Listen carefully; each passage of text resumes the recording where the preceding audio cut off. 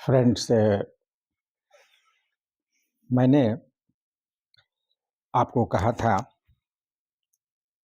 कि ग्रामर की समाप्ति के बाद मैं आपको लिटरेचर का कुछ टर्म पढ़ाऊंगा।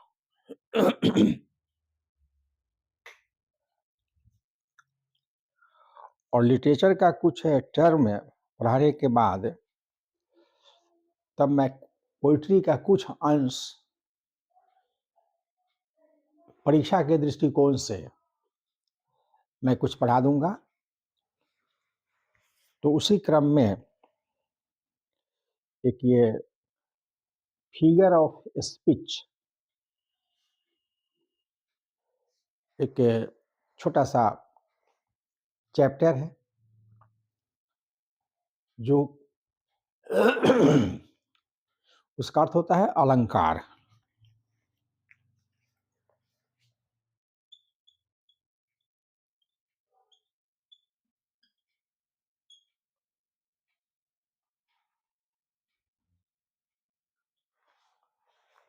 अलंकार होता है।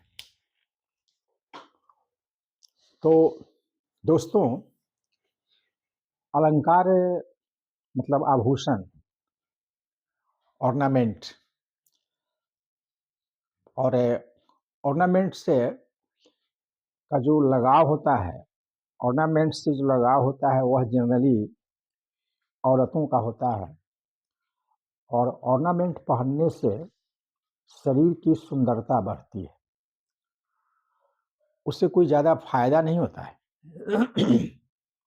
कोई ब्लड प्रेशर ठीक हो जाए, डायबिटीज़ ठीक हो जाए, किडनी की कोई समस्या हल हो जाए, मैटर डज नॉट सो। फिर भी ये जो अट्रैक्शन है टुवार्ड्स ऑर्नामेंट, वह specially that is found in women. women are attracted towards ornament। तो कोई जरूरी चीज नहीं है ऑर्नामेंट्स पहनना, लेकिन सुंदरता बढ़ जाती है। तो उसी तरीके से जो हम पोएम पढ़ते हैं, उस पोएम में कुछ ऑर्नामेंटल टर्म्स आते हैं जिसको कहा जाता है फिगर ऑफ स्पीच, और उसको जानना अच्छा है। उससे क्या होता है, सुंदरता बढ़ती है, कविता की सुंदरता बढ़ जाती है, पोएम्स का जो ब्यूटी है वह बढ़ जाता है। और अत्यधिक के ये figure of speech, rhetorical term का यूज करने से भी वह क्या लगता है, भद्दा भी लगता है। इसलिए कि लिमिट में हमको प्रयोग करना चाहिए फिगर ऑफ स्पीच का।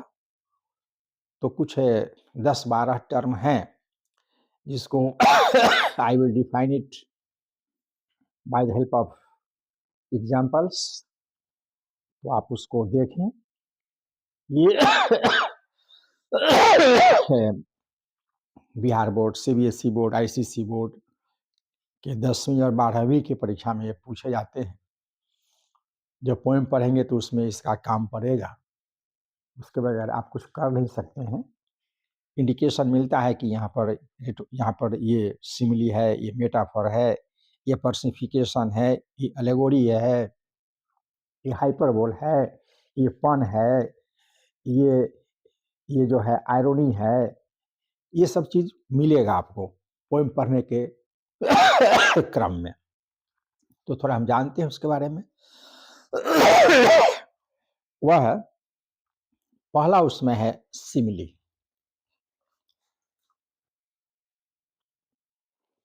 ये मेरा पहला फिगर ऑफ स्पीच है, simile.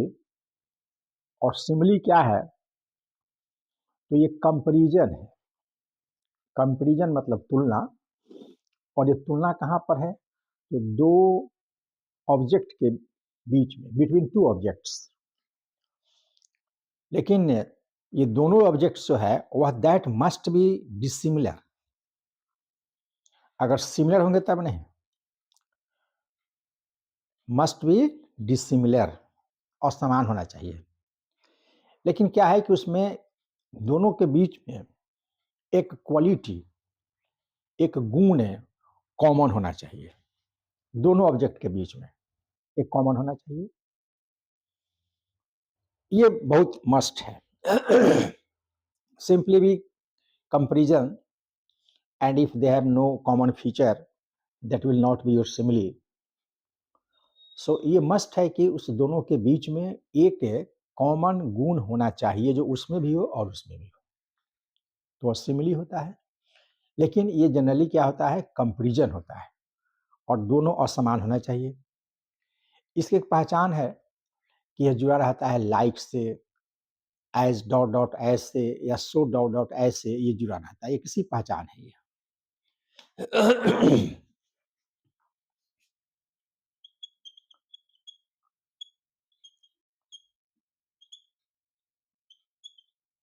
Comparison between to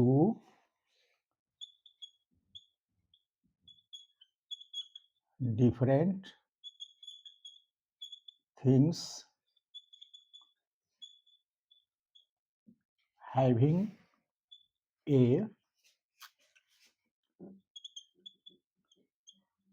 common feature। एक कॉमन फीचर होना चाहिए दोनों के बीच में।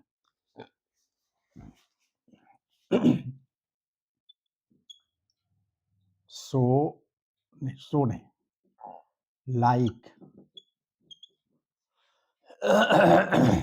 एज डॉट डॉट एज या सो डॉट डॉट एज, ये इसका पहचान है। उसमें ये होगा, लाइक लगा होगा, एज डॉट डॉट एज होगा, सो डॉट डॉट एज होगा। ये जो डॉट डॉट है इसमें अक्सर जनरली एडजेक्टिव आता है, एडजेक्टिव उसमें रहता है। इसका एग्जाम्पल देखिए,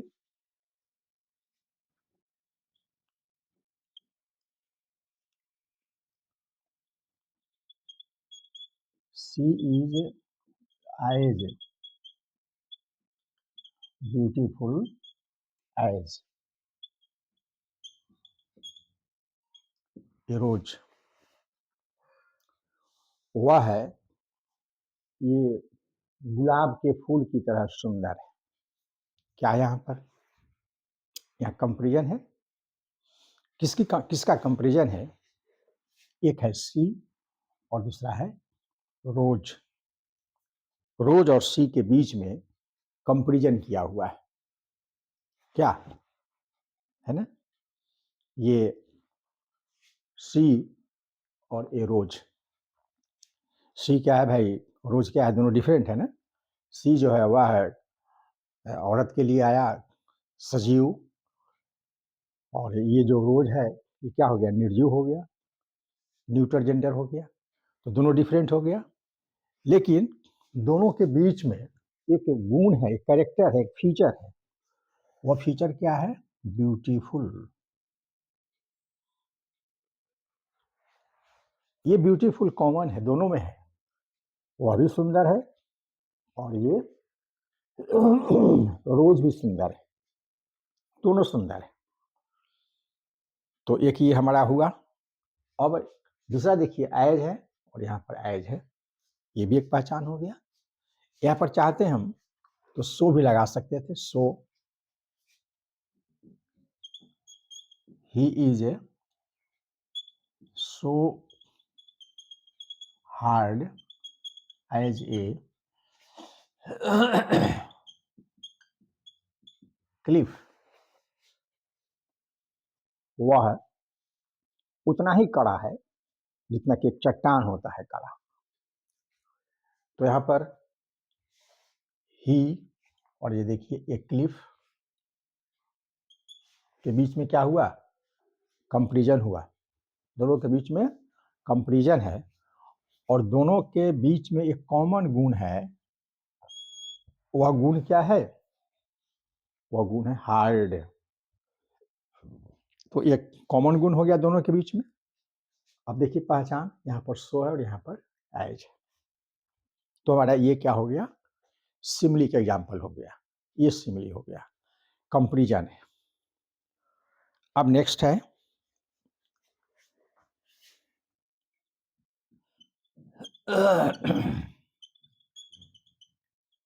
मेटाफर। मेटाफर ये भी कंपेरिजन, लेकिन ये इम्प्लाइड कंपेरिजन है। इम्प्लाइड का मतलब that is not clear, you must will have to apply your mind, and then after you can get the meaning will be clear. That is not so simple as the simile, but you will apply your mind, and then you will understand the meaning of that sentence.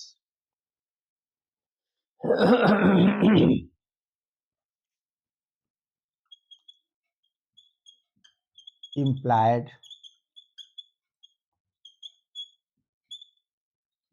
comparison is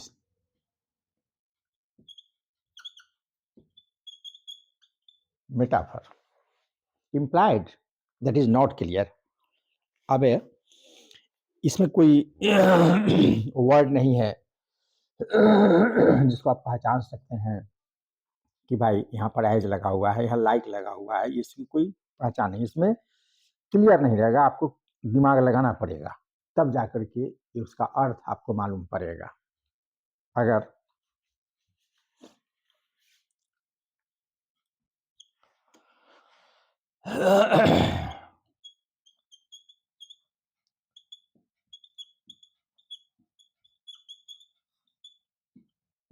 ये हमने कह दिया you are Dara Singh, तो भाई दारा सिंह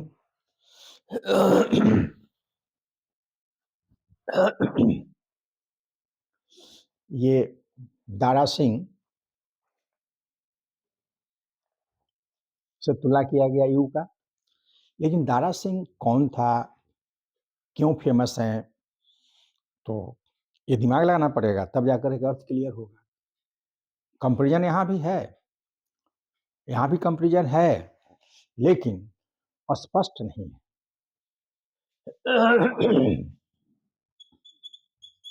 सी is a लता, यहाँ भी तुलना है, सी की तुलना लता से, लेकिन स्पष्ट नहीं है लता के बारे में। You must will have to ponder about Lata. Who is Lata, why is she famous, तो you will apply your mind. Unless applying mind, you are unable to understand the meaning of the sentence. तो यहाँ भी comparison स्पष्ट नहीं है, तो इसको कहेंगे मेटाफर कहेंगे। नाउ थर्ड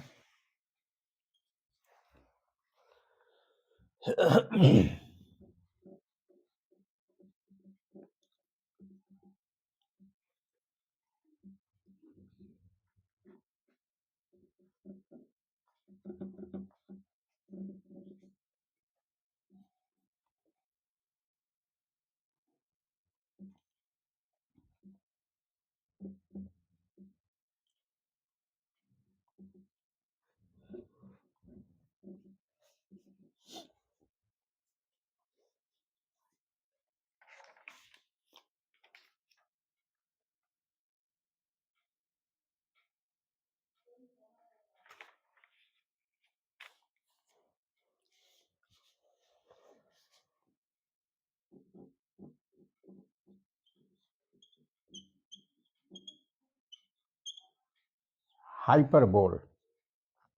हाइपरबोल का मतलब हो गया अतिशयोक्ति।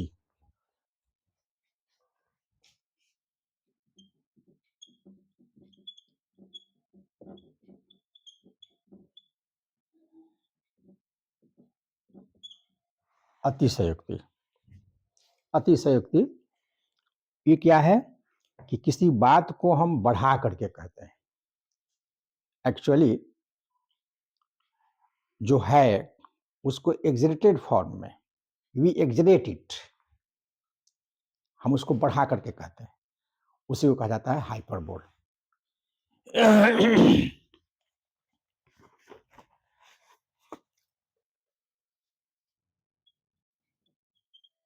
It is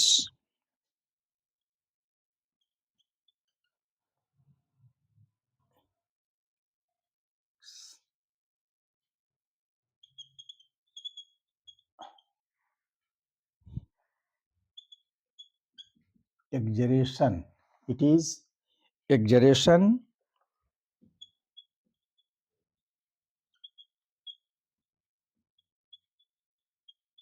overstatement. It is an exaggeration. Exaggeration बढ़ा करके कहना है हमको, बढ़ा करके कहना है जो एक्चुअली होना चाहिए उससे बहुत ज्यादा। एग्जाम्पल देखें।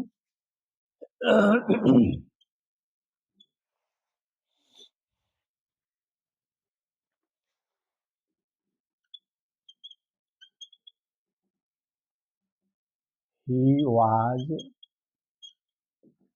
in a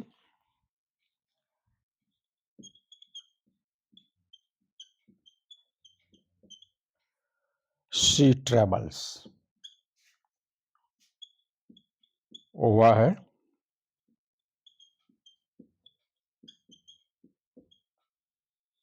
विपत्तियों के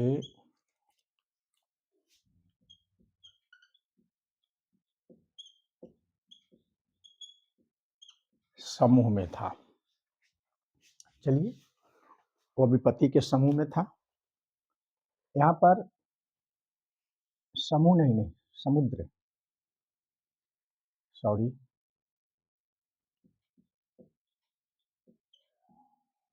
समुद्र। समुद्र क्या है भाई? वो तो अथाह है ना, और कोई अथाह विपत्ति में पड़ गया तो बढ़ा करके कहा गया। कहने का मतलब कि बहुत ज़्यादा विपत्ति उसके पास थी, बहुत सारी विपत्तियों का वह फेस कर रहा था। तो यहाँ पर इसको क्या कहेंगे हम? इसको हाइपरबोल कहेंगे। बढ़ा करके कहा गया। समुद्र क्या होगा? विपत्ति का समुद्र क्या? समुद्र तो बहुत गहराई, बहुत अथाह है वह, तो ऐसी बात नहीं, उसको बढ़ा करके कहा गया। इसलिए यहाँ पर इस सेंटेंस में क्या है? हाइपरबोल है। अब आता है आयरोनी।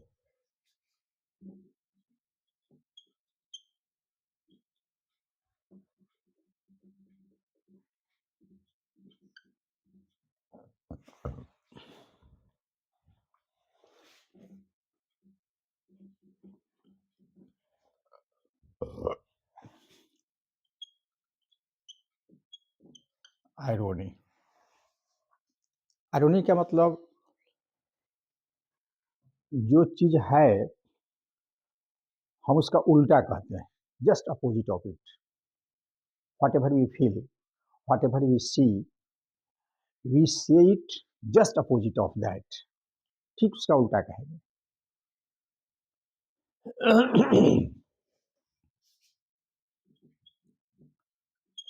It is said opposite to the statement. जो है उसका अपोजिट हम कहते हैं। तो अपोजिट कह रहे हैं, कोई कायर आदमी है, डरपोक आदमी है, अगर हम उसको कहें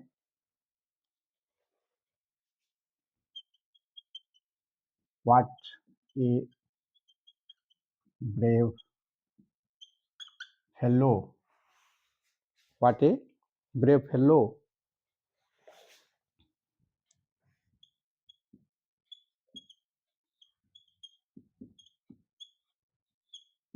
कायर आदमी को अगर कहा गया व्हाट ए ब्रेव फेलो, इसका क्या मतलब हुआ? कितना वो कायर है, डरपोक है, लेकिन उसको कहा गया आप तो बहुत बहादुर आदमी, क्या बहादुर आदमी है आप। तो क्या हो गया? ये अपोजिट हो गया। कायर को हम बहादुर कह रहे हैं तो अपोजिट हुआ ये। तो इस प्रकार से यहाँ पर आयरोनी है, बढ़ा करके कहना है। तो ये 4 हुए। अब हम इसके बाद जो हैं उसको मैं नेक्स्ट वीडियो में डालूंगा। तब तक के लिए आप हमारे साथ बने रहिए और नए वीडियो का आप इंतज़ार करें। जय हिंद, जय भारत।